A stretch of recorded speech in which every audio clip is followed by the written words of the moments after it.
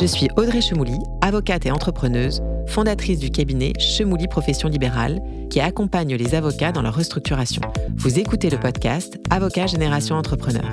La mission de notre podcast, vous donner les clés pour entamer votre propre transformation. Notre promesse, des interviews sans filtre d'avocats innovants, créatifs et libres qui ont cassé les codes et réinventé le business model pour s'adapter au nouveau marché du droit. Des contenus inspirants, des conseils et des techniques concrètes pour vous aider à devenir un véritable avocat entrepreneur. Mon invitée est une passionnée d'entrepreneuriat et de tech. C'est rare dans notre métier. Elle a déjà monté une Legal Tech et en prépare une seconde. Toujours avec la même énergie, mais probablement une meilleure acuité des besoins du marché, des pièges à éviter, des difficultés à surmonter lorsqu'on décide d'entreprendre dans le droit. Elle m'a promis de nous faire profiter de ses enseignements et donc c'est avec plaisir que je reçois aujourd'hui dans ce nouvel épisode d'Avocat Génération Entrepreneur, Vanessa Bobot-Seban. Salut. Bonjour Audrey. On commence, Vanessa, toujours par la même question dans notre podcast. Qui es-tu ? Quel est ton parcours ? Alors, je suis avocate en droit social et je me définis aussi comme entrepreneuse. Ok. Mon parcours, je commence mes études à Paris 2 et je fais un magistère droit des affaires. Donc, je suis programmée pour aller faire du droit des affaires et de la fiscalité. C'est bien quand on te connaît aujourd'hui.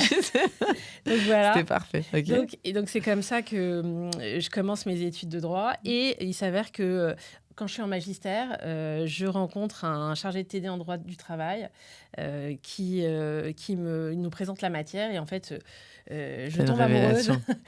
Pas du chargé de TD, mais de la matière. Bon, après, il est devenu un peu un mentor et un ami, c'est un confrère. Et en fait, il nous emmène au prud'homme, etc. Et en fait, il vous emmène au prud'homme. Ouais, il nous emmène au prud'homme. Il se reconnaîtra d'ailleurs s'il écoute le podcast. On l'embrasse. Mickaël, on t'embrasse. Mickaël, on t'embrasse. Et en fait, j'ai une espèce de révélation, puisque donc, je suis dans un cursus un peu d'excellence où le droit des affaires et la fiscalité, c'est un peu la course, etc. Et moi, je me dis, mais en fait, moi, c'est le droit social qui me passionne. Et donc, je décide de me mettre dans le droit social. Bon, je fais quand même mon magistère. Ouais. Et après, je vais faire un Master 2 en droit social à Paris 2 avec Javilliers pour me spécialiser en droit social. Et en fait, je peux vraiment dire que je suis passionnée de droit social. C'est la matière qui m'habite vraiment. Et d'ailleurs, je l'enseigne à l'école d'avocats. Je fais le parcours droit social avec un magistrat. J'adore ce cours. Et je dis toujours qu'on a beaucoup de chance parce que c'est une matière qui est, si tu veux, qui est connectée avec le droit des affaires.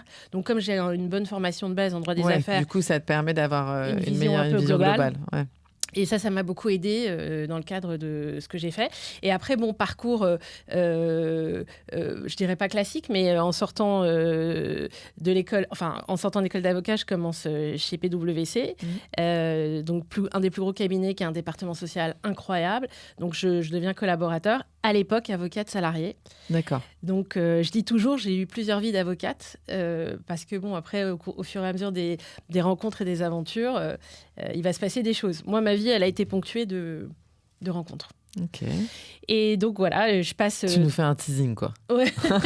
Oui, mais je dis toujours, dans la vie, il n'y a pas de hasard, il n'y a que des rendez-vous. Ouais. Voilà, j'avais rendez-vous avec le droit social.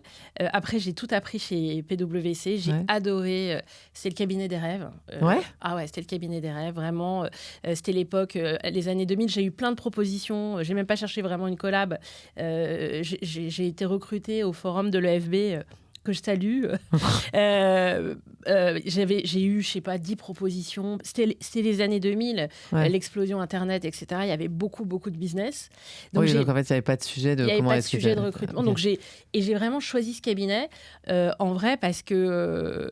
moi, j'avais déjà ma fille, parce que moi, T'as eu ta fille très tôt ? J'ai eu ma fille très tôt.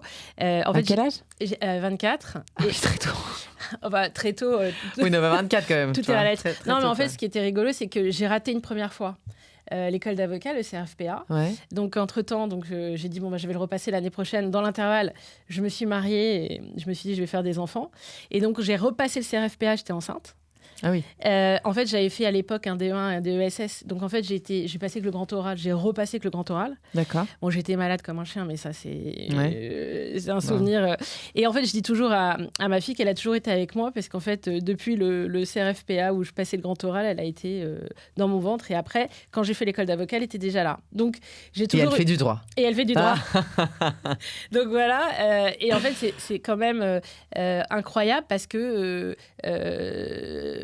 ça a été quelque chose auquel je pensais pas, parce que moi en fait j'étais assez tournée sur le business, j'étais plutôt carriériste, je voulais faire des choses d'excellence, et en fait la vie a fait que je me suis retrouvée avec des enfants, un mari, enfin la totale, et qu'il a fallu composer toutes ces années, mais ça s'est plutôt bien passé chez Price, qui était vraiment le cabinet des rêves, je l'appelle comme ça. Il y avait la Dream Team, on s'appelait comme ça. J'ai été formée par des gens incroyables qui venaient du libéral. Et donc, j'ai eu une formation... j'ai appris, en fait, j'ai découvert, en arrivant chez Price, qu'il y avait du conseil. Pour moi, avocat, c'est nécessairement du contentieux. Voilà. Donc, j'ai découvert le métier de conseil, que j'ai adoré. Et bon, moi, j'étais une plaidante dans l'âme. Et j'ai eu la chance, parce que tout le monde n'a pas cette chance, même dans un big, tout le monde ne plaide pas. Et voilà, d'être dans une équipe de quelqu'un qui venait du libéral. Et du coup, j'ai fait du contentieux aussi. Donc, c'était le rêve, avocate salariée.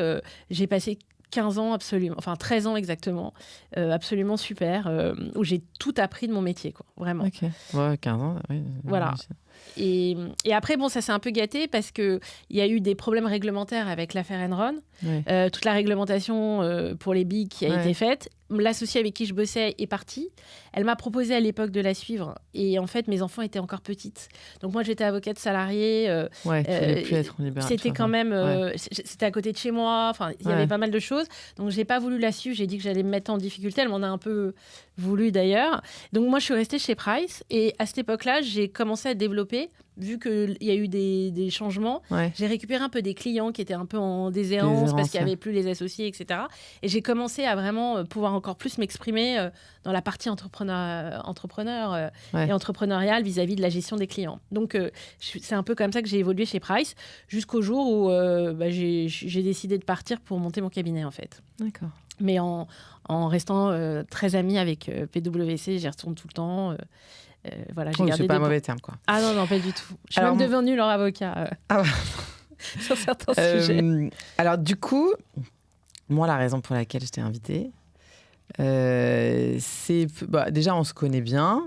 On fait partie du même syndicat et tout. Mais ce qui m'a intéressée, c'était ton expérience d'avostage.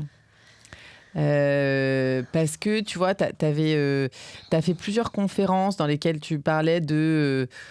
globalement, comment est-ce qu'il fallait appréhender le recrutement dans les cabinets d'avocats, etc. Et moi, je sais que c'est vraiment des questions qui sont au centre de nos préoccupations, de quand est-ce que tu dois recruter, le stagiaire, qu'est-ce que tu en fais, qu'est-ce que tu lui apprends. Enfin, je veux dire, tu vois, quand tu commences, c'est quand même des vraies questions. Donc, un peu ton insight sur ça. Et ce que je voulais que tu nous racontes, c'est l'histoire d'Avostage, parce que, en fait, ce qui m'a intéressée, c'est qu'aujourd'hui, tu vois, tu as pivoté, tu as fait autre chose. Et dans ce parcours-là, il y a eu pas mal de choses. Oui. Alors, peut-être pour expliquer l'histoire d'Avostage et comment... Peut-être tu dis ce que c'est. Voilà. Déjà. Alors, Avostage, c'est mon 3e bébé. Celui que je n'ai pas fait sur le tard, je l'ai fait au cabinet. Avostage, alors, c'est une plateforme de mise en relation pour les stages. À la base, on en reparlera tout à l'heure, je l'avais fait pour les avocats, mais... Finalement, c'est venu pour dans le monde juridique, voilà. Et peut-être que demain on va aller, donc on a sur les métiers du droit et puis on va peut-être aller sur les métiers du chiffre. Donc c'est une réflexion qui est en cours. Et en fait, pour la petite histoire, donc Avostage, c'est un projet. Donc quand je quitte Price, je m'installe, je reste 2-3 ans seule en exercice individuel et je rejoins un cabinet à Paris parce qu'à l'époque je suis au barreau des Hauts-de-Seine parce que Price est au barreau des Hauts-de-Seine et donc je vais dans un cabinet qui s'appelle GKA. Où c'est un de mes copains de fac qui me propose de venir parce qu'il y a une place pour le droit social. Et donc, je me relance dans un cabinet. Et à cette époque-là, donc je rejoins le cabinet qui a plein d'autres activités, droit pénal, droit immobilier, procédure collective, droit des affaires. Et moi, c'est pour la brique droit social. Et à ce moment-là, je suis en exercice individuel, c'est-à-dire j'ai pas d'équipe, etc. Et quand j'arrive dans ce cabinet, j'ai un gros apport de business et je me mets à travailler travaille beaucoup, beaucoup, beaucoup, et j'ai pas de ressources. Et donc, je me dis, il faut que je recrute. Et là, je me rends compte que quand on s'appelle GKA, c'est pas Price. On n'a pas la même... Enfin bon, ça se bouscule pas à la porte pour... C'est pas la même visibilité, etc. Parce qu'à l'époque, chez Price, quand j'avais des collaborateurs, j'étais senior manager à la fin, avant de partir, et donc j'avais déjà eu l'habitude d'avoir des collaborateurs et de gérer en équipe. Et donc je me retrouve un peu dans cette situation un peu compliquée. Et à ce moment-là, je me dis je vais commencer par le commencement, c'est-à-dire je vais prendre un stagiaire.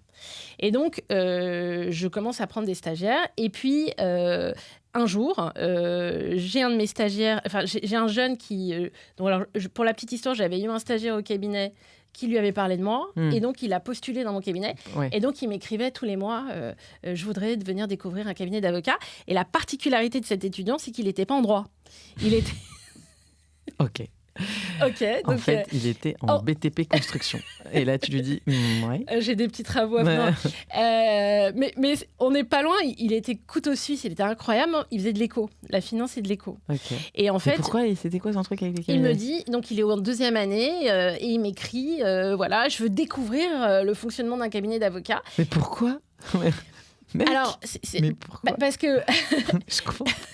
Alors, il faudra peut-être lui poser la question, mais moi, ce que j'ai compris de tout ça, c'est qu'à l'époque, justement, ça va te faire marrer, son père est dans le bâtiment. Ah bah voilà.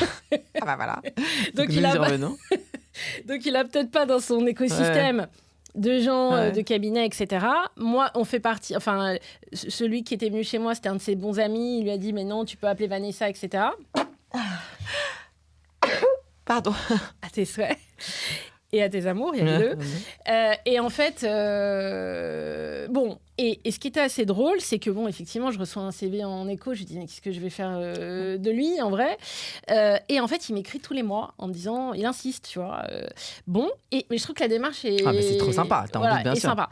Et en fait, vraiment, par hasard, comme je suis effectivement assez impliquée dans la vie du barreau, avec diverses associations, etc., j'ai un fichier à remettre à jour. Et je me dis, oh là là, j'ai pas envie de faire ça toute seule. Et comme j'ai le stagiaire, je dis, tiens... Finalement il veut découvrir. Donc, je lui dis, écoutez, je vous propose une petite mission très courte sur 15 jours pour faire le fichier. Et je le prends au cabinet et en 2 jours, il me fait le fichier, quoi. Nickel. Et je le vois, je dis non mais c'est un ovni quoi. Donc je décèle tout de suite le talent, etc. Puis je m'entends bien avec lui et puis je vois qu'il a envie de découvrir et tout. Et je suis à une époque où en fait j'ai été avocat salarié et quand je me suis installée, en fait ça fait finalement 10 ans que je suis avocat libéral. Donc je suis une jeune. Oui, bien sûr. Je sais pas si on peut... Non, mais je comprends ce que tu veux dire. Et donc j'ai un peu de mal à cette époque-là. J'ai un peu de mal. Je connais les logiques de facturation. J'ai été quand même biberonnée au timesheet et je sais ce que c'est qu'une convention et comment on fait pour facturer un client. Mais il y a toute une gestion quand même opérationnelle derrière qu'il faut mettre en place. Et en fait, lui, comme il est en finance, il a des notions là-dessus. Et en fait, je lui propose, ce qui était un peu dingue, de lui dire, écoutez, pendant vos études, puisque vous avez l'air de vous plaire dans le cabinet, restez, je vous prends en stage et vous m'aidez à gérer mon cabinet. Ah oui. Voilà. Et donc, je lui fais une convention de stage qu'on va renouveler... moult fois. Ce qui n'est pas génial d'un point de vue droit social, mais bon, en fait, il venait en fonction de son emploi du temps, il venait au cabinet, donc il était à full time au cabinet. Et donc, petit à petit, il est devenu... il a géré le cabinet avec moi, c'est-à-dire on a mis en place les process de facturation, de gestion. Et comme il faisait ses études en même temps, il m'a dit, écoutez, je vais m'inscrire en même temps qu'en éco, en Institut de droit des affaires. Donc, il m'a dit, comme ça, je touche un peu au droit. Il savait, en fait... Je pense qu'il ne savait pas à ce moment-là si le droit pouvait l'intéresser ou plus l'éco-gestion. Et en fait, il est devenu indispensable à mon activité. Et du coup, mes associés au cabinet me disaient on peut en avoir un comme ça. Et donc, il s'appelle Shai. Et donc, du coup, Shai trouvait les stagiaires pour les autres du cabinet. Quoi. Bien sûr. Et en fait, on a commencé à parler de ce sujet. Parce que c'est vrai qu'à ce moment-là, quand j'ai eu Shai avec moi, il était tellement performant qu'on a tellement bien organisé les choses ensemble que finalement, ça me laissait vraiment du temps pour développer mes dossiers. Et donc, j'ai recruté après des collaborateurs. Bon, j'ai eu des déboires comme tout le monde. Mais surtout, ce qui était marrant, c'est que les autres voulait le même stagiaire que moi, en fait. Et du coup, on a commencé à parler de ça. Et donc, il a commencé à recruter pour le cabinet des stagiaires, pour les uns, pour les autres. Et puis, on disait, on a commencé à parler de ce sujet. Et il me disait, je me rappelle, il me disait, Vanessa, vous vous rendez pas compte le parcours du combattant que c'est de trouver un stage. C'est vrai, c'est clair. Et en vrai, c'est hyper galère. Hyper galère. Et en fait, toi, en tant qu'avocat, alors peut-être pas quand tu es dans une grande structure parce que tu gères pas tout et que quelqu'un s'en occupe pour toi, mais quand tu es dans ton cabinet, que tu prends du temps pour essayer de trouver une ressource et que tu en trouves un qui te convient, genre, tu as l'impression d'avoir gagné au loto, quoi. Exactement. Et donc, j'ai dit, et en fait, on a cette discussion où je lui dis, mais vous vous rendez pas compte, moi aussi, j'étais contente de vous trouver, et lui, il était hyper content. En fait, pour lui, je pense, il faudra aussi lui demander, mais il a appris énormément de choses avec moi au cabinet. Il s'est beaucoup forgé. Et en fait, de la même manière que quand j'étais chez Price, je suis devenue le clone des gens qui m'ont formé. Je pense que d'une certaine manière, bien sûr, je l'ai formé. Et donc, on parlait tout le temps de ça. Et on disait, mais on a eu du bol, nous, de nous rencontrer. Parce que bon, c'est vrai que c'est parce que je connaissais quelqu'un qui connaît... Voilà. Et il me dit, mais comment font les autres qui n'ont pas de réseau, qui connaissent personne? Et on a commencé à parler de ça au cabinet. Et on a commencé à dire, ça serait génial d'avoir un outil qui nous permettrait de mettre en relation les jeunes pour éviter ce parcours du combattant. Voilà. Pour un cabinet qui... Parce que moi, à la base... je voulais pas le recruter, Shai. J'avais pas besoin de lui dans mon cabinet. Sur cette fonction-là, j'aurais pas été sur ce type de profil. C'est clair. Et le fait qu'il soit venu dans mon cabinet, ça nous a amenés dans un chemin improbable. Et donc, on a commencé à parler beaucoup de ça et on a tout de suite... En fait, moi, j'ai toujours été, c'est vrai que je ne l'ai pas dit, mais j'ai toujours été hyper tournée vers la tech. J'ai eu la chance d'être chez Price, donc on avait les plus gros moyens possibles sur le marché pour pouvoir faire tout ce qu'on voulait en informatique, en documentation, en base de données, etc. Donc moi, j'ai toujours eu cette appétence. Et quand je me suis installée, j'ai quasiment essayé de garder le même niveau que ce soit en base de données ou en outils. Donc j'ai vraiment... Et quand la loi de 2016 est sortie, bon, à l'époque, je rejoins GK en 2016 et Avostage va naître en 2020. Donc, dès que j'entends parler de la loi, je me dis... Activité, on parle de la loi, tu parles de la loi de 2015 ou la loi croissance qui est applicable en 2016, qui nous a permis d'avoir, nous, des activités commerciales, nous, les avocats, des activités commerciales dérogatoires. C'est ça dont on parle, l'article 60. Et accessoires. Et en fait, à ce moment-là, je me dis, waouh, ça, c'est une opportunité pour les avocats. Et je le mets un peu dans un coin de ma tête en me disant, si un jour... J'ai une opportunité, il faudra que j'aille sur ce terrain-là. Et en fait, ça s'est fait un peu naturellement. Mais quand je disais, on en parlait quasiment tous les jours de la plateforme, etc. Parce que c'était en fait, quand tu as un cabinet d'avocats, c'est les ressources, c'est hyper important. Un sujet. Donc, et comme on avait des personnalités fortes dans le cabinet, enfin, il se passait plein de trucs dans le cabinet. Et donc, j'ai été au cœur de ce que peut être en fait le recrutement d'un cabinet de taille intermédiaire par opposition à une grosse structure qui a autre chose. Et je me suis dit, bon, il y a peut-être quelque chose à faire là-dedans. Et en fait, Avostage est né comme ça en disant, ça serait bien qu'un jour, on fasse un outil, une plateforme. Et je vois passer un appel à candidature de l'incubateur du barreau de Paris qui appelle les projets, c'était la 2e session de l'incubateur. Pareil, toujours un peu à l'écoute de ce qui se fait, etc. Et je dis, tiens, c'est marrant. Et ils disent, vous avez une idée, vous avez un projet. Soumettez-nous. Et je dis, tiens, nous, on a une idée, on a un projet. Et en fait, je me rappelle, je suis même pas à Paris, c'est le 14 juillet, je suis sur la côte, et puis au soleil, tout d'un coup, je me dis, mais pourquoi je répondrais pas au cahier des charges?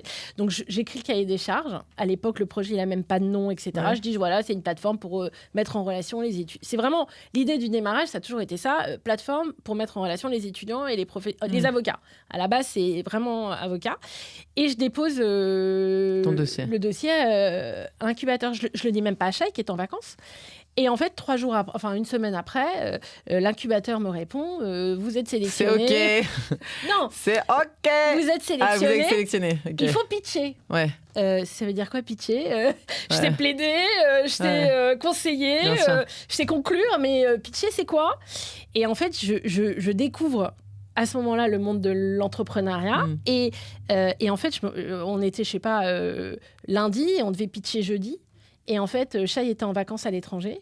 Je l'appelle, je lui dis écoute, j'ai fait un truc un peu fou, j'ai déposé le cahier des charges de notre joujou, de notre projet. On pitch jeudi. Et en fait, il était en plein milieu du désert. Il me dit bon bah ok, il a pris un avion, il est rentré et on a été pitcher le projet à l'incubateur du barreau de Paris. Et entre le lundi et le jeudi, j'ai trouvé le nom d'Avostage. Donc quand on est arrivé, on a dit on a trouvé un nom, ça va s'appeler Avostage. Ok. Et après, on est rentré à l'incubateur et on a développé le projet à l'incubateur, en fait. Ok, donc fast forward un peu. Ouais. Le projet est né, l'incubateur, et ma question c'est... après, c'était quoi la vie d'Avostage ? C'est quoi un peu ton retour d'expérience ? Parce que là, maintenant, tu es quand même vraiment très avancé dans Avostage.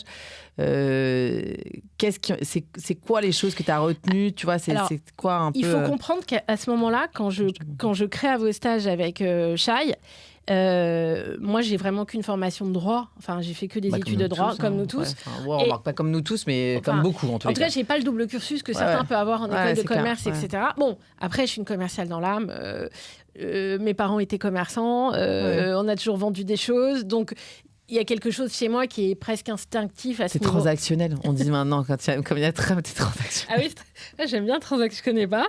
Transactionnel. On dit que c'est un président transactionnel. Ah voilà, alors je suis transactionnelle. Je suis pas complètement sûre que ce soit... Oui, bon, je suis pas transactionnelle. Et en fait, c'est vrai que j'avais pas cette formation, on va dire, managériale.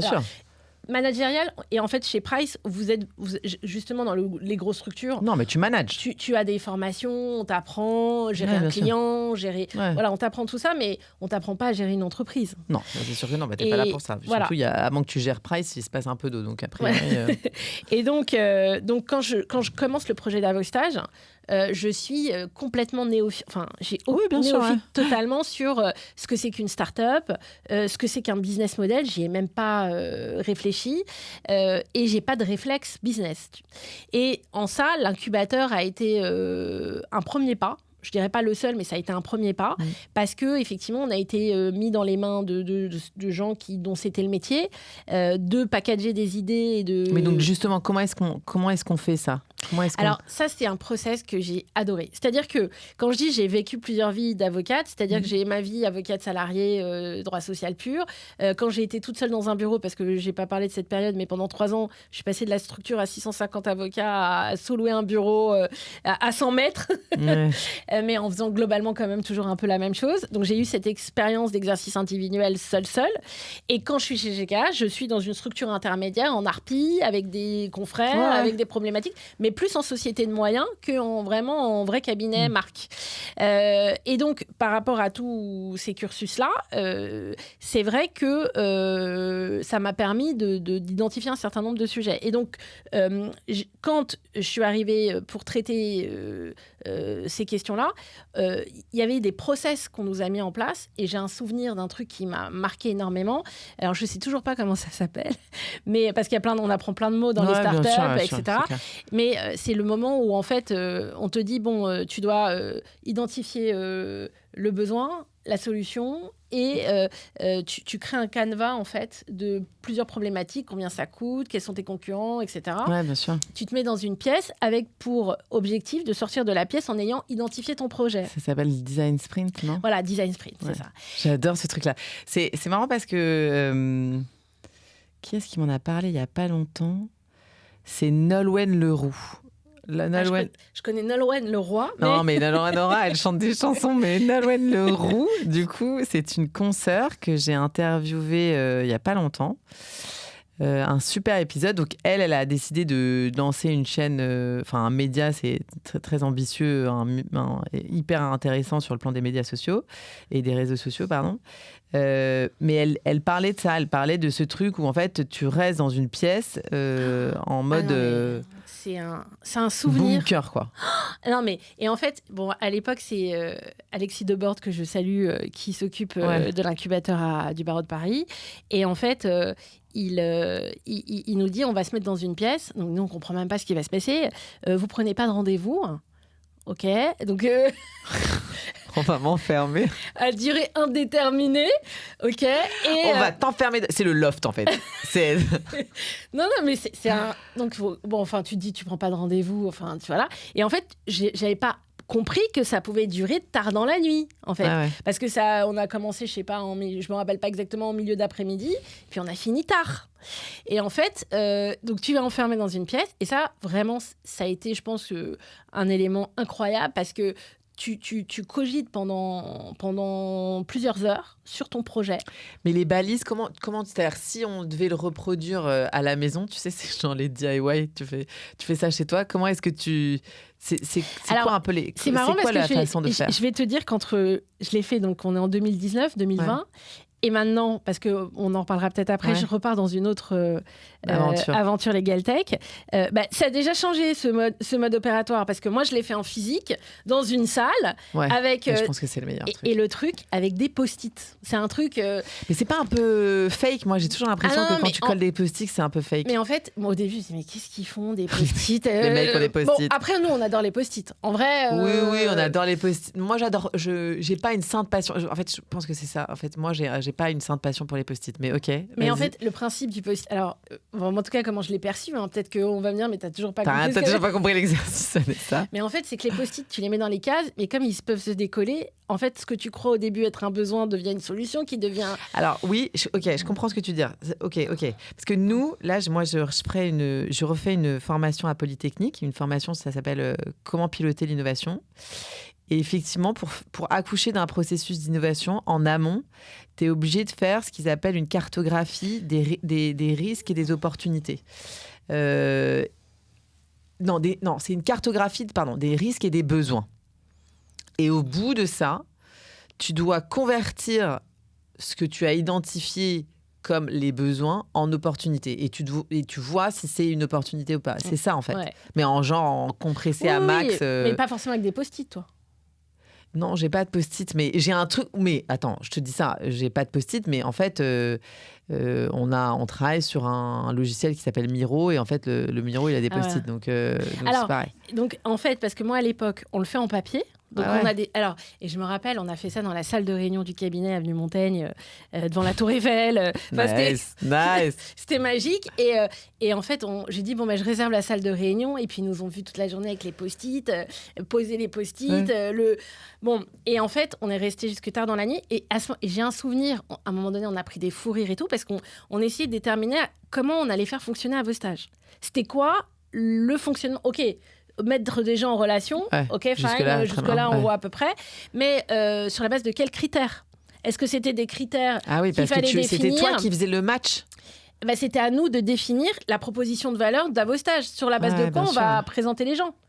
Et donc, il y avait, est-ce qu'on le fait par les critères? Et je me rappelle, j'ai un souvenir, tout le monde tu connais le jeu Qui est-ce? Ouais, bien sûr, j'adore le jeu Qui est-ce. On se dit, mais c'est Qui est-ce? Il a des cheveux, il a des... mais c'est ça, exactement. Il a des lunettes. C'est extraordinaire. Il a une moustache. Il a des couettes. Elle a des couettes. Et tac, tac. Ouais. Et il en reste un. C'est Barry. En haut à gauche. Ouais, il y avait des noms improbables. Ouais, et en fait, à un moment donné, on dit, mais à vos stages, c'est Qui est-ce? Et après, on est parti dans un autre délire. On a dit, mais pourquoi on ne ferait pas un truc aléatoire? Parce que moi, en fait, mon expérience avec Shai, en vrai, il n'était pas programmé pour venir dans mon cabinet. Comme en faisant un magistère de droit des affaires, je n'étais pas programmé pour aller faire du droit social. C'est parce que j'ai cette rencontre avec ce chargé. Donc, à un moment donné, on dit, mais après tout, pourquoi on ne dirait pas c'est aléatoire, on t'attribue un stagiaire? Non, parce que je comprends. Mais bon, après, la proposition de valeur, c'est chaud d'expliquer ça aux gens. Mais c'est juste de dire que dans ce jour-là, on a un foisonnement d'idées de fou, quoi. Jusqu'à dire, on va rester sérieux. Qui est-ce après, c'est une partie de l'idée quand même. Alors, et en fait, on a repris une partie d'idée, sauf qu'on a laissé tomber la partie aléatoire de dire que, on allait t'attribuer à un stagiaire au petit bonheur la chance. Mais avoue que ça aurait pu être rigolo. Oui, mais après, tu sens quand même une certaine efficacité. Et moi, dans mon cabinet, tu vois, si je recrute un mec en droit social, je suis pas complètement persuadée que ce soit hyper efficace. Donc peut-être je lui apprendrai un truc. Mais... Non, mais voilà. En tout cas, pour ceux qui veulent découvrir les métiers, en fait.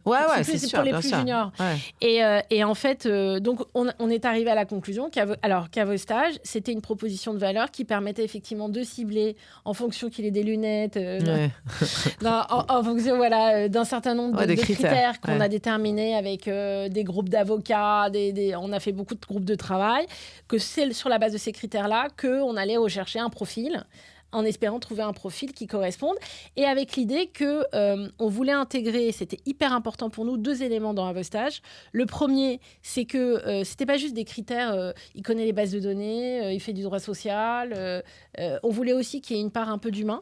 Donc on a introduit un portrait chinois qui pose des questions, est-ce que tu préfères le thé ou le café, des choses un petit peu sur la manière d'être, en sachant qu'on n'a fait qu'un premier module, qu'on n'a jamais développé beaucoup plus, mais j'exclus pas un jour qu'on y aille encore plus loin, parce que je trouvais que c'était vraiment bien sûr, intéressant, bien notamment la question qu'on se pose dans les cabinets, est-ce qu'il faut venir avec votre chien non mais je veux dire, oui, un ensemble de trucs où en fait ça te donne un peu la coloration du cabinet, quoi. Voilà, et de savoir finalement, si toi tu as une phobie des chiens et que c'est plus sympa peut-être d'être dans un cabinet où toi tu as un chien et les gens comprennent.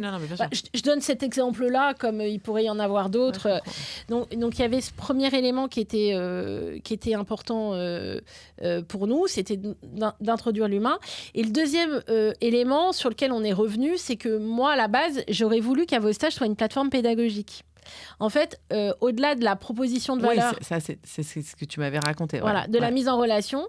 J'aurais voulu que la proposition de valeur fasse que les étudiants qui sont sur la plateforme bénéficient d'une certaine accréditation ou d'une certification pour permettre effectivement de considérer que sur certains niveaux de compétences, ils ont déjà des acquis. Alors là aussi, on ne l'a pas complètement éludé. Après, on s'est rendu compte qu'il valait mieux avoir une proposition de valeur simple. Ouais, bien sûr. C'est-à-dire la mise en relation.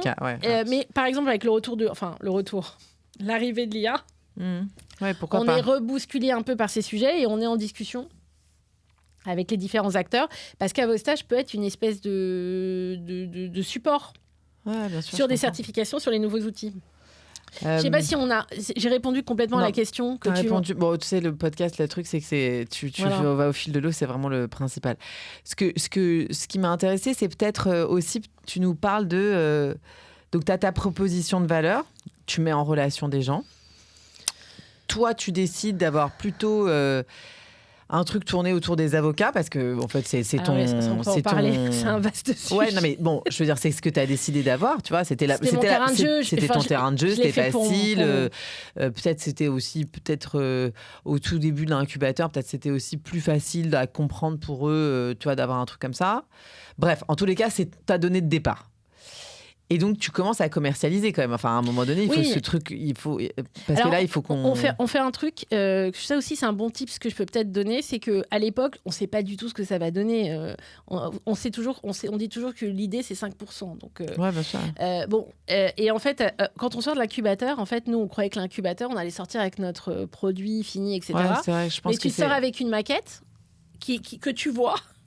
mais qui ne fonctionne pas. Bien sûr. Et donc là, tu comprends qu'il faut développer. Donc ça, c'est deuxième découverte du monde de la tech. Et à ce moment-là, je dis à Shai, qu'est-ce qu'on fait Et là, Shai a une idée de génie. Il me dit, écoute, j'ai un copain qui sort d'Epitech, c'est une école de dev. Je lui en parle. Et moi, je lui dis, écoute, s'il veut venir avec nous, on le fait rentrer dans la boîte. Parce que à ce stade-là, je vois pas l'intérêt d'investir de l'argent. Non, bien sûr, il n'y a rien. Parce que je sais pas ce que ça va donner, même si tout le monde est toujours très... Alors, ce qui est toujours été... c'est que tout le monde a toujours été très enthousiaste. Ah, c'est une super idée. Ah bah oui, on en a besoin. Les jeunes, ils sont super contents. Sauf que les avocats, moi, m'appellent, ils me disent, j'ai besoin d'un stagiaire, tu peux m'aider T'es inscrit Non. OK. So what Donc, c'est là où on s'est... je dirais on s'est un peu heurté. Freins, et du coup tu penses donc les freins, c'était quoi? C'est que les gens n'avaient pas envie de s'inscrire en fait sur la plateforme. En fait, s'inscrire et payer, c'était quoi le sujet? Alors on a essayé plein de choses parce que comme on a été projet concours innovant en CNB. Alors c'est à ce moment-là on a fait plein de concours, on a gagné plein de concours. On a gagné le prix d'innovation du barreau de Paris et c'est un prix, enfin le second prix pour être exact. Et l'année où on a gagné, il y avait 20 projets en lice et le premier premier qui gagne, c'est accès tribunal pour trouver la salle d'audience, et deuxième à vos stages. Donc c'était quand même très significatif des besoins des confrères. Et donc à ce moment-là, on se dit, attends, prix de l'innovation, on est lauréat au CNB, prix de l'incubateur à Bordeaux, au barreau de Bordeaux. On se dit, bon, allez, quoi, go. Voilà, il faut le faire. Et en fait, au début, on est sur une logique B2C. Très vite, on se rend compte que finalement, il faut aller un peu sur du B2B et qu'il faut essayer de dealer avec les ordres. Ah oui, donc on change un peu de... On l'avait toujours identifié, mais là, en fait, on se rend compte que c'est beaucoup plus compliqué que ça en a l'air. Parce que c'est des équipes qui changent tous les 3 ans, c'est politique, ça, la tech, ça fait peur. Et en fait, alors même qu'on est prix de l'innovation du barreau de Paris, etc., moi j'espère que le barreau de Paris va nous utiliser, puisque pour nous, on est un projet barreau de Paris, incubateur et prix d'innovation. À la limite, on coche les cases. Et je ne sais pas trop il y a eu des freins là-dessus qui ont fait qu'on aurait dû être sur le site du barreau, puis on ne l'a pas été. On avait créé quelque chose pour que tous les avocats aient déjà leur identité sur la plateforme, et puis ça ne s'est pas fait. Donc, ça a été un peu une surprise. Et en fait, le premier barreau qui a signé avec nous, c'est le barreau de Marseille. Donc, on a été faire l'expérience à Marseille. Et après, ce qui s'est passé, c'est que c'est d'autres métiers du droit qui sont venus nous voir en nous disant, mais nous aussi, on aimerait bien pouvoir utiliser un outil comme le vôtre. Et en fait, à ce moment-là, ça a été une surprise, quoi. Donc, Mais donc, le truc, il était designé que pour être pour des avocats. Et en fait, vous avez changé ou vous l'avez développé en plusieurs matières, en vrai, on l'a paramétré pour les avocats. Donc, c'est-à-dire les outils, c'est les outils des avocats. Les compétences, c'est des matières de droit. Enfin, il est paramétré que pour le droit. Sauf qu'en fait, on s'est rendu compte que... C'était pas très compliqué à changer, ça? Non, on a adapté le cahier des charges. Et en fait, à vos stages, c'est une plateforme qui ne s'adresse pas qu'aux élèves avocats. C'est une plateforme qui va aussi être intéressante pour les étudiants en droit. Parce que pendant les études de droit, en réalité, stages. Voilà, ils ont non seulement des stages ou obligatoires, ou sinon ils veulent en faire. Et c'est en fait le moment où ils découvrent les métiers. Parce qu'en fait, ils pensent qu'ils veulent être avocats, mais en fait, ils ne savent pas ce que c'est vraiment qu'un huissier ou un commissaire de justice, parce que ça s'appelle comme ça. Ils ne savent pas vraiment le métier, ce que c'est qu'un notaire. Ils ne connaissent pas toutes les autres filières qu'il peut y avoir. Les conseillers en propriété industrielle. Enfin, il y a plein de métiers que tu ne connais pas en réalité. Et donc, on s'est dit, mais en fait, on a peut-être un rôle plus large que juste sur le métier d'avocat, parce qu'effectivement, pour tout ce tronçon, ça donne des opportunités d'aller voir d'autres activités. De faire autre chose, quoi. Peut-être... En vrai, pour moi, en tant qu'avocat, ça a été un vrai sujet, parce que pour moi, c'est un outil que je voulais pour nous, les avocats. Donc ça a été une déception quand même. Ouais, bien sûr. Ouais, ça a été une grande déception. Ça a été une grande déception, parce que pour moi, on était passé partout. Je veux dire, on pouvait pas avoir un parcours. T'avais été validé. C'est vrai que c'est quand même, bien sûr, mais je comprends très bien. Mais donc ça veut dire que dans ta vie d'entrepreneur, tu peux avoir tout bien fait. Donc, je veux dire, t'as une idée. Tu trouves le mec pour le faire. Le mec est bien, tu t'entends bien, parce que je veux dire, vous aviez quand même un truc de génération. Vous aviez pas le même âge. Non, on s'entend hyper bien. Non, mais tu vois, je veux dire, c'est quand même un défi. Il s'entoure de gens qui ont son âge, de fait, donc tu te retrouves avec une équipe où potentiellement, je veux dire, vous n'êtes pas naturellement dans le même écosystème, etc.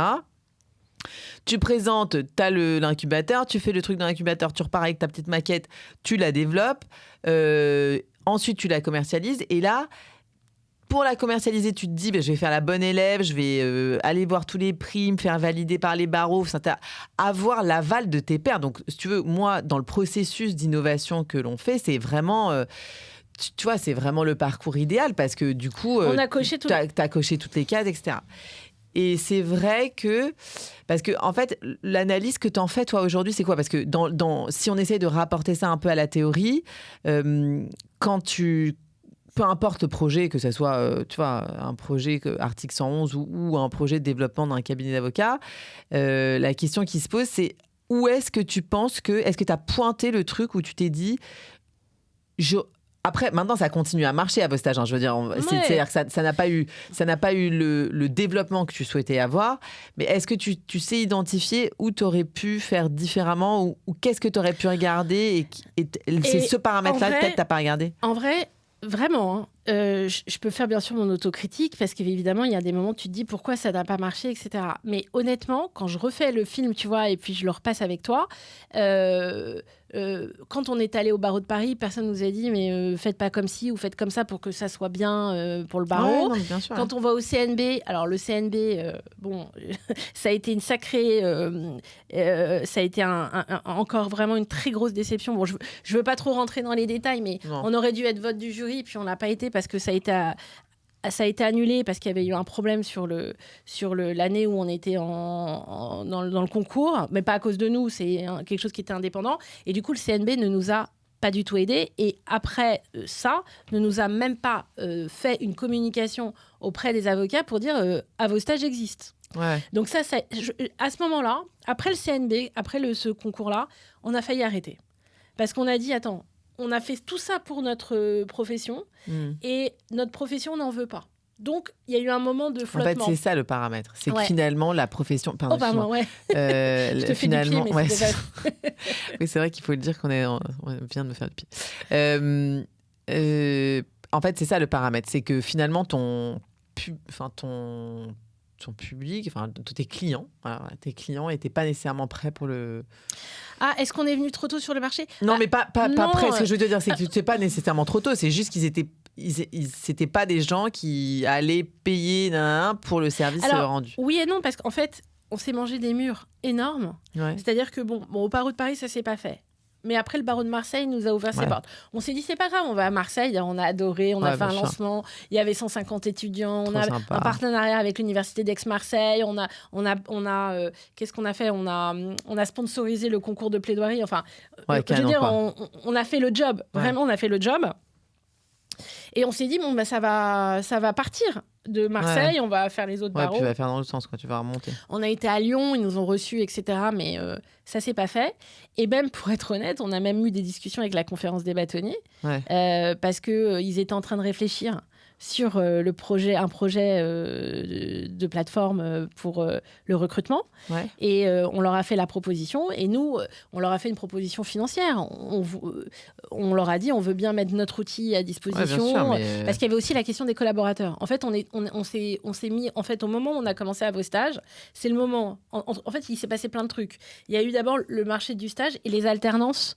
Parce que c'est le moment où il y a eu une montée en alternance. On est passé de 200 000 alternants à 1 million en France. Ouais, c'est clair. Donc, en plus, il y a eu ce marché de l'alternance qui s'est rajouté. Qui a carrément globalisé. Donc on a tout de suite adapté la plateforme. C'est l'avantage d'être une petite structure agile. C'est que notre dev, on l'appelle, le jour même, c'est fait. Donc c'est lui, il gère. C'est notre bébé à tous les trois. Donc ça, c'est vraiment facile. Donc on a fait ça sur les alternances et on est arrivé. Et il y a eu un moment où on ne parlait que de la collaboration. Parce que les avocats ne trouvaient plus de collaborateurs. Je ne sais pas si on est sorti de cette période-là. Donc, on est d'accord. Et on s'est dit, waouh, à vos stages... c'est nous. Voilà, on a un rôle à jouer là-dedans, etc. Carrément. Nous, on a déjà fait la plateforme, on l'a développée en tech. À vos collabs, j'ai déposé la marque et j'ai dit, il n'y a pas de problème, allons-y sur Avocolab. Et en fait, on leur a proposé le projet. On leur a dit, il faut adapter un peu le cahier des charges parce qu'il y a quelques modifications. Parce que la seule grosse différence entre proposer un stage ou une collab, on va dire, c'est... Après tous les autres critères, etc., c'est la rémunération. Dans un stage, c'est packagé. Dans une collab, il y a une négociation, même s'il y a des prix UJA, etc. Donc, il y avait que cette brique, finalement, à réellement travailler. Et on leur a fait une proposition et ils nous ont dit non, c'est trop cher. Alors que c'était... c'était pas l'impression que c'était... Non, c'était pas très cher. Non, et ils ont développé un truc tout seul. Donc qui marche du coup je vous invite à le trouver et puis mais je peux donner le nom, ça s'appelle je crois Recrute Avocat et mais le problème est donc et en fait je l'ai appris il y a quelques semaines et je me suis dit mais attends le nom personne je te dis tu connais pas que il y a un outil qui a été créé par la conférence des bâtonniers. Alors, je vais leur faire de la pub sans le vouloir. Je sais pas si c'était une bonne idée. Mais ce qui était un peu dommage, c'est que, de toute manière, ce qu'ils ont fait n'était pas la proposition de valeur d'Avostage. Parce que nous, la proposition de valeur, je ne l'ai peut-être pas dit, et ça c'est peut-être important, c'était que nous, on ne voulait pas faire un énième job board, comme il y en avait plein déjà sur le marché. Il y en a plein, il y a le village de la justice, il y en a plein qui existent. Recrute avocat est un job board, ni plus ni moins. Nous, c'était une plateforme de matching. Tu as un profil qui te suit, tu restes actif, et tu peux imaginer faire des rencontres pour un stage, ou même une alternance, voire une première collaboration, indépendamment de ton besoin réel. C'était ça le principe, c'était de créer une fluidité, comme mon stagiaire qui m'a écrit que j'avais pas besoin, que j'ai pris, et avec qui j'ai monté une start-up. Ouais, non, je comprends. C'était ça le projet. Enfin, c'est toujours hyper intéressant. Enfin, moi, je trouve que c'est hyper intéressant d'avoir, à un moment donné... tu vois, fait tout ce développement et ça prend pas exactement la tournure que ça. Et je trouve que c'est vraiment hyper enrichissant. Non, mais dur. Mais en tous les cas, pour moi, je trouve que c'est vraiment très courageux. Tu vois, je sais pas si on peut dire ça comme ça, mais très courageux de venir en parler. Et je te remercie vraiment. C'est hyper sincère d'avoir des gens qui te disent, bah voilà, en fait. Donc évidemment, t'as appris plein de trucs. Plein. Et du coup, ça nous emmène sur... Parce qu'il ne reste pas longtemps. Ça nous emmène sur ton second projet. Ouais. Alors mon second projet, donc c'est vrai qu'aujourd'hui, donc juste pour finir sur Avostage, Avostage continue sa vie. On a signé des super contrats et on est en égo avec plein d'autres métiers du droit. C'est ça, en fait. C'est fou, et je pense qu'on va aller vers les métiers du chiffre et que globalement, voilà, on peut se positionner sur ce marché-là. Et on a pris la décision avec mes associés, à partir du moment où, même si on ne gagne pas d'argent, tant qu'on n'en perd pas... Non, t'en perds pas parce que tout va bien. Voilà, je suis d'accord. Ce projet, on le continue. Donc, je prends encore de mon temps, c'est-à-dire je vais dans des salons, je continue de parler de ce projet qui reste mon troisième bébé. Voilà. Et bon, alors, et la famille s'agrandit parce que alors là, du coup, encore au gré des rencontres, ce que j'ai pas dit, c'est que moi, j'ai une activité droit social, donc tout ce qui est droit du travail, relations individuelles et collectives, conseil contentieux, mais j'ai développé aussi une expertise en droit de la sécurité sociale et notamment sur le contrôle URSSAF. Et en fait, ça fait des années que j'en fais et j'ai développé aussi une approche pré-contentieuse et contentieuse un peu particulière. Je suis une des rares avocates à faire de la négo avec l'URSSAF. Et au hasard, encore une fois, de la vie et des rencontres, j'ai un contradicteur dans un dossier avec qui je sympathise, comme quoi la confraternité continue d'exister. Mais bien sûr. Et moi, je revendique la confraternité. Voilà. Et donc, on sympathise sur un dossier et puis on commence à se raconter un peu nos lives. Enfin, nos lives, c'est-à-dire par rapport à l'activité, etc. Et il me dit, oh là là, je suis hyper angoissée, je prends ma retraite, je vais m'arrêter, j'ai pas envie. Attends, tu lui as dit, bouge pas, Coco. Et je lui dis, bon, ok. Et en fait, en parallèle, il me parle de son appétence comme moi sur le droit de la sécurité sociale, sur les problématiques URSSAF, et que lui aussi, il a cette approche pré-contentieuse, contentieuse, ce qui est assez rare de trouver des... Et en fait, je le connaissais pas du tout. Pourtant, on avait nos cabinets à 1 kilomètre.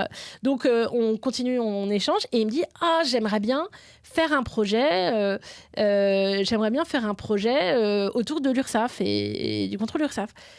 Et quand il me dit ça, je lui dis, mais écoutez, moi, ça faisait partie des sujets sur lesquels j'étais en réflexion parce que sur ma palette à moi, droit social, il y a déjà des pans entiers qui sont déjà couverts par des legal tech que j'utilise dans mon quotidien, que je revendique et que je trouve formidable.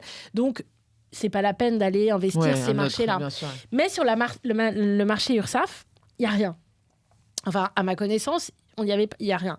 Et en fait, l'URSSAF a une démarche, parce que c'est quand même une mission de service public, même si c'est une gestion privée, enfin, c'est un peu compliqué, c'est qu'ils essayent de donner beaucoup d'informations, de faire des procédures, etc. Mais en fait, tu dis le mot URSSAF, les gens... Ça crispe tout le monde. Ça crispe tout le monde. Ah non, mais ça, c'est sûr. Ça crispe, on comprend... les gens te disent... je comprends rien à mes cotisations. Ah non, mais ça, c'est sûr, je comprends rien à mes cotisations. Et donc, il y a cette crispation, c'est-à-dire que mais c'est un peu le problème de notre pays, plus on essaie de simplifier, plus c'est compliqué, quoi. Bon, bref, donc en plus, on n'a pas de loi de financement de sécurité sociale. Enfin, tout ça fait que moi, c'est des sujets sur lesquels je suis très à l'aise. Et on a dit, il faut qu'on réfléchisse à un outil tech pour accompagner nos clients, les boîtes, les avocats, les experts comptables sur ces problématiques-là que nous, on maîtrise. Et comment on peut y mettre la tech. Et du coup, on s'est tapé dans la main. On a dit, écoute, faisons un... Donc, je fais un projet, du coup, intergénérationnel dans l'autre sens avec... Et en fait, ça, je voudrais quand même le dire. C'est-à-dire que j'aime la compagnie des jeunes. En fait, bon, Shai avait quasiment l'âge de mes enfants, etc. Ouais.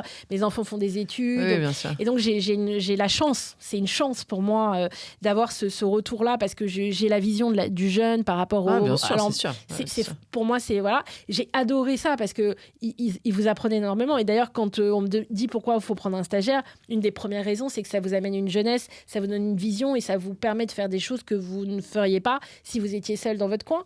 Et c'est vrai que cet autre projet intergénérationnel un peu inversé, parce que du coup, il est plus âgé que moi. Ouais, bien sûr, ouais. C'est assez incroyable parce bizarrement, on a une complémentarité parce qu'on n'a pas du tout le même tempérament.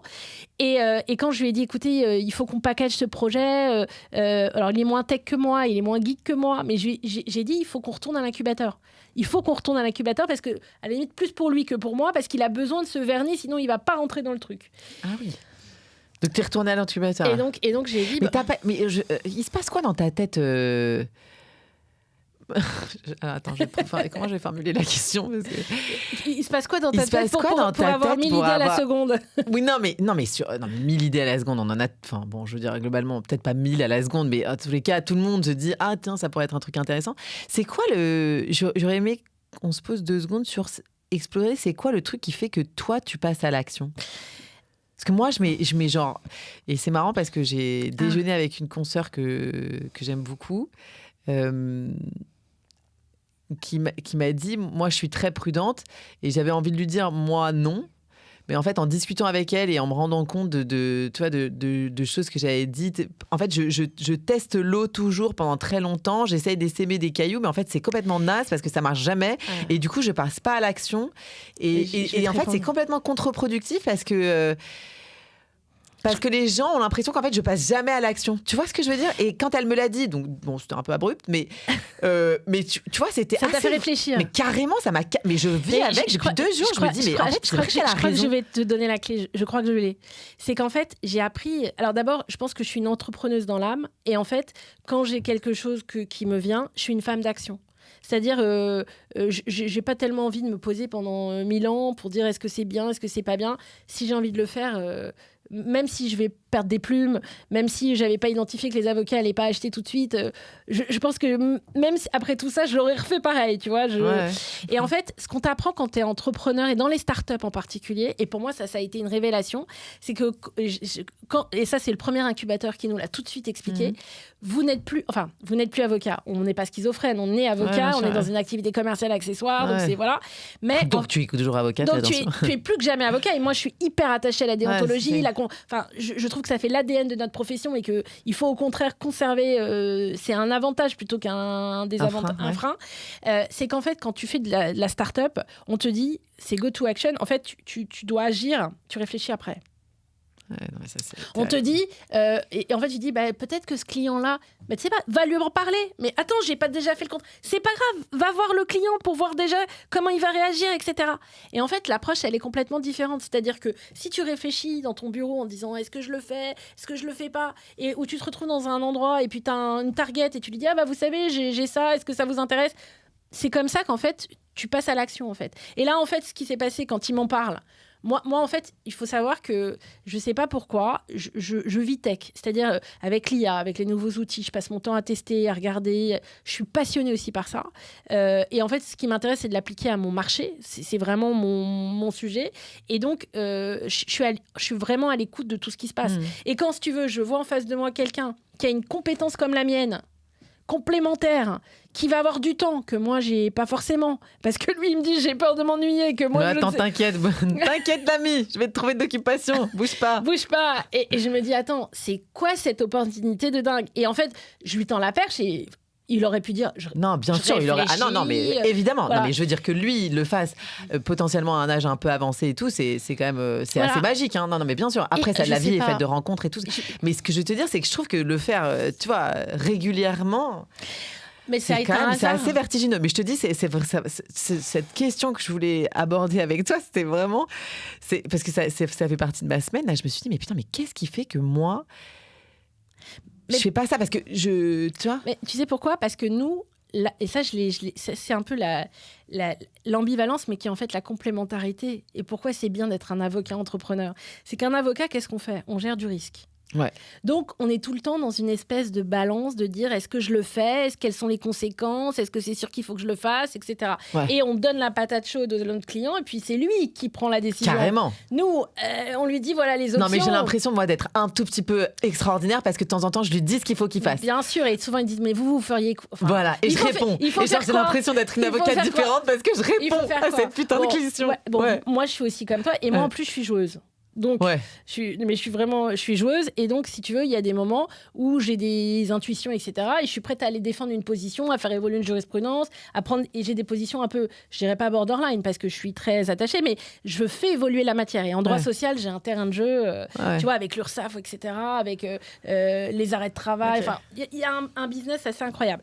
Et en fait, si tu veux, je pense que la grosse différence entre un entrepreneur et un avocat, c'est que nous, l'avocat, on gère du risque. Donc, dans toutes nos décisions, on va évaluer. Et le passage à l'acte, on n'a pas tellement l'habitude de le faire parce qu'on le laisse faire à nos clients. Alors qu'un entrepreneur ou nos clients, ils prennent toute la journée des décisions. Ils n'ont pas le choix. Sinon, ils n'avancent pas.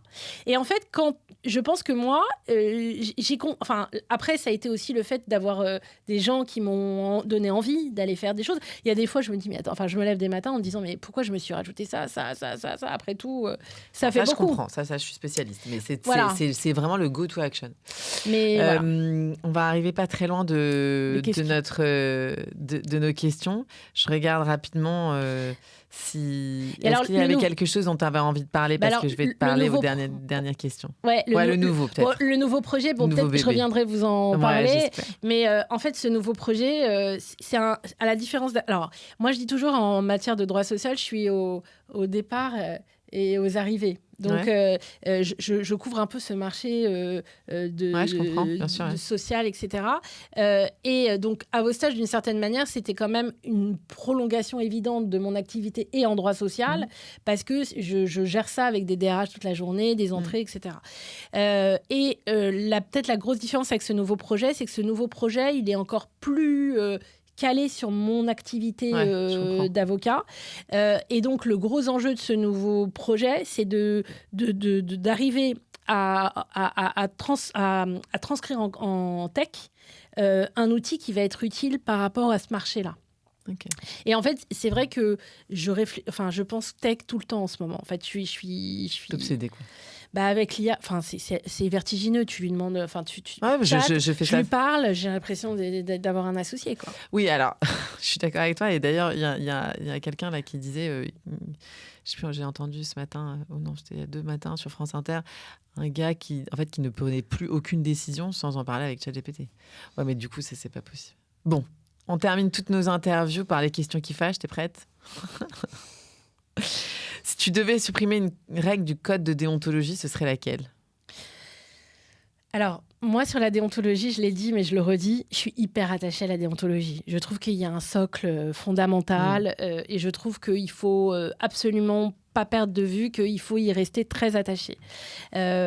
Après, si on me demandait, je toucherais à l'article 111, évidemment, en disant tout simplement que l'avocat peut avoir des activités commerciales sans mettre ni accessoires ni dérogatoires. Il peut avoir des activités commerciales à partir du moment où il sait qu'il est avocat par ailleurs et que... il a un deuxième métier, quoi. Voilà, et en fait, dans l'époque où on vit aujourd'hui, les gens ont plusieurs vies en une, en fait. Donc, et puis c'est salutaire même presque, on est content. Hein. Et quand, comme pour être beaucoup au contact de la nouvelle génération, beaucoup m'interrogeaient aussi sur leur désamour avec le métier d'avocat.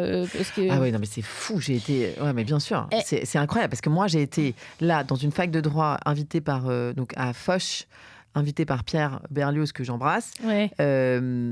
Et je demande, donc ils sont en 3e année, je crois, ou en 4e année. Enfin, tu vois, qui veut être avocat ? Qui veut être avocat ? Personne. Un tiers, même pas. Ah ouais. Même pas un tiers. Toi, tu as eu de la chance, j'ai fait moi à Nanterre une conférence en droit social dans un master 2 de droit social. Qui veut être avocat ? Pas une main qui se lève. Et une qui finit par se lever. Non mais madame, on veut pas avoir votre vie. Mais oui, mais moi, pourquoi ? Non mais tu sais, non mais alors tu dis ça, mais ma fille, qui tu vois, elle me dit, maman, est-ce que tu crois que c'est bien le métier d'avocat ? Tu réponds oui comme ça, toi? Parce que moi, Alors, j'ai fait une nuit blanche cette semaine, savoir, 3h du mat. Pour savoir quoi lui répondre ou... Ouais. Est-ce que c'est bien le métier? Tu lui dis, c'est un métier parmi tous les copains de papa et de maman. Le pire. Non, c'est pas ça. C'est que tu lui réponds, parmi tous les copains de papa et maman, il y en a plein qui se font chier dans leur job. Ah, ça. Maman, elle se fait pas chier. Ah, ça Mais c'est... par contre, putain, qu'est-ce qu'elle travaille? Tu vois, donc je sais pas. Alors, moi, je vais te dire un truc. Je sais pas comment il faut prendre les choses, mais c'est vrai que je parle beaucoup de mes enfants, mais encore une fois, elles ont été avec moi tout mon parcours, donc c'est un peu particulier. Ma fille disait toujours, maman, je veux pas être avocate comme toi. Elle a eu son bac, elle s'est inscrite en droit. Je lui dis, mais qu'est-ce que tu fais? Je voulais pas qu'elle aille en droit. En fait, voilà. Et au final, elle a fait 5 ans et elle veut préparer le CRFPA. Et en fait, je pense que même si elle voit que je travaille beaucoup, d'abord, elle voit que, encore une fois, j'ai plusieurs vies en une, puisque j'ai mon métier d'avocat, j'ai les startups, voilà, et elle voit que je suis totalement passionnée. Quand je dis que je suis habitée par le droit social, voilà, si j'avais le temps, je ferais une thèse sur savoir pourquoi la loi de financement n'est pas passée et comment on pourrait faire pour faire quelque chose qui tienne la route pour équilibrer les comptes de la Sécu, tu vois. Mais j'ai pas le temps. Non, mais je comprends très bien. Sur qui t'as copié? Ah, sur qui j'ai copié Mythique. Ouais, carrément, bien sûr. Ouais. Marc Simonsi. Ah, on l'embrasse. On t'embrasse. On l'embrasse. J'ai regardé hier Qui veut être mon associé. L'émission, elle est tellement sympa sur l'entrepreneuriat. Mythique. Tinder, on nous a aussi beaucoup appelé le Tinder des stages. Ouais, bien sûr. Et donc, du coup, j'ai été obligée de me mettre sur toutes les applis pour voir comment ça marche. Bien sûr, t'as été obligée, mais bien sûr, je comprends. Si tu devais donner 3 conseils à un avocat entrepreneur qui aimerait se lancer, ce seraient lesquels? Alors, je pense, j'aurais pas mis dans cet ordre-là, mais en fait, maintenant avec le recul, la première chose, c'est de bien s'entourer. Ouais. C'est-à-dire, ça c'est peut-être dans le nouveau projet, c'est ce que je vais peut-être plus encore être précautionneuse. Oui, parce que tu vas conserver, c'est-à-dire tu t'es rendu compte à quel point c'était important. Quoi. Voilà, l'équipe et de bien s'entourer, de prendre les ressources. Bon, ça suppose aussi d'avoir un business qui tourne. Deuxièmement, voilà, go to action. J'ai envie de le faire. Fais-le, just do it. Just do it. Et quel autre... T'es pas obligé, tu peux en faire. Oui, non, mais et croire en son projet. C'est-à-dire croire en son projet et continuer, même si on te dit, mais non, c'est pas comme ça qu'il faut le faire. Voilà, moi, à vos stages, j'aurais pu raccrocher, je dirais pas la robe, mais voilà, j'aurais pu raccrocher depuis longtemps en disant, bon, ils en veulent pas, tant pis, enfin, les avocats. Ah ouais. Et puis bon, quand les commissaires de justice sont venus nous chercher, ils nous ont dit, mais c'est génial, votre truc. Voilà. C'est vrai, c'est fou. Et je suis sûre que il va y avoir une évolution. Enfin, il va se passer quelque chose. D'ailleurs. Non, bah voilà. Et quand il y a des gens qui m'appellent, ils me disent ouais, grâce à vous, j'ai trouvé un stage. Ouais, c'est voilà. C'est très sympa. Je me dis, et d'ailleurs, je voudrais peut-être finir juste par un truc. Je voudrais rendre hommage à une consoeur qui se reconnaîtra aussi. Mais on peut citer leur nom. Marie-Hélène Bensadoun, du cabinet Auguste Debouzy, parce que j'étais enceinte quand je cherchais mon stage à l'école d'avocat. Tu vois, on en revient toujours à. Tu vois, mon parcours, il est quand même jalonné de quelque chose de particulier. Et quand j'arrive chez, j'aurais pas dû dire que c'était Auguste, mais quand j'arrive chez elle, je suis enceinte, elle me connaît pas et je postule pour un stage, pour mon stage de l'école d'avocat, et elle me voit arriver et elle me dit, là, mais quand même... vous êtes enceinte, hein. Oui. Et moi, je comprends même pas la question. Parce que pour moi, je cherchais un stage pour dans 6 mois. Donc, j'avais le temps d'accoucher. Oui, mais bon, t'admettras que c'est quand même c'est différent. Mais moi, du haut de mes 23 ans... Oui, ça te posait pas de problème. Je voyais pas le problème, en fait. Et elle me dit, mais vous allez jamais trouver un stage. Je lui dis, ah bon, mais pourquoi? Je comprends pas. Je comprends pas. Et en fait, elle me dit, bon, écoutez, je vais vous le trouver, votre stage. Et Marie-Hélène me connaît pas. Et elle m'envoie chez Steve Monahan et Duo et Giro, chez Agnès Clorec-Mérandon, qui va me prendre en stage, alors que je suis enceinte, etc., qui va m'aménager mes vacances, parce que je lui dis, voilà, je veux venir 4 mois en stage, mais comme je vais avoir un bébé, est-ce que je peux prendre des vacances en août? Qui va me dire, OK, pas de problème. C'est fou, non, mais c'est quand même des trucs. Non, mais quand j'y repense, tu vois, quand j'entends les histoires, etc. C'est des belles histoires. Voilà. C'est des belles histoires. Et en fait, c'est comme ça que je fais mon entrée, par hasard, dans les cabinets d'affaires, en fait. Non, mais c'est top. Donc, c'est une belle note positive sur laquelle terminer. Merci beaucoup pour ton partage, Vanessa. À bientôt. À bientôt.